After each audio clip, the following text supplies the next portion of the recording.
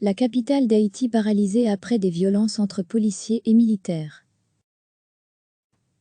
Axes routiers bloqués, rues désertes, activités commerciales au point mort, la capitale d'Haïti, Port-au-Prince, était paralysée lundi au lendemain de violences entre policiers mécontents et militaires, qui ont fait au moins 2 morts et une dizaine de blessés. Des barricades de toutes sortes étaient dressées sur les principales artères de la capitale, coupées des autres villes du pays.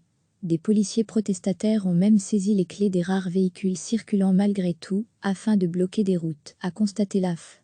Une manifestation de policiers réclamant de meilleures conditions de travail s'est terminée dans le sang dimanche, lorsque plusieurs d'entre eux ont attaqué le quartier général de l'armée haïtienne, dans le centre de Port-au-Prince. L'état-major militaire, évoquant un assaut mené par des individus encagoulés et munis d'armes à feu, a fait état d'un mort et d'un blessé dans ses rangs.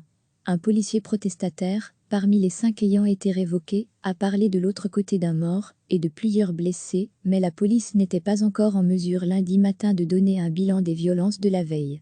Le ministère de la Justice a dénoncé lundi dans un communiqué les violences de la veille, estimant que ces actions ressemblaient de plus en plus à une tentative de coup d'État contre le président Jovenel Moïse. Une source proche de ce dernier a indiqué à l'AF que le président travaillait actuellement à la formation d'un nouveau gouvernement et qu'il revenait à la police de faire régner l'ordre et la paix dans le pays, confronté depuis le début de l'année à une recrudescence de l'insécurité.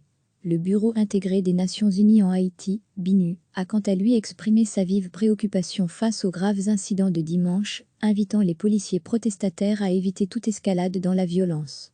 Recevez chaque matin l'essentiel de l'actualité. Cliquez sur s'abonner pour recevoir les dernières nouvelles.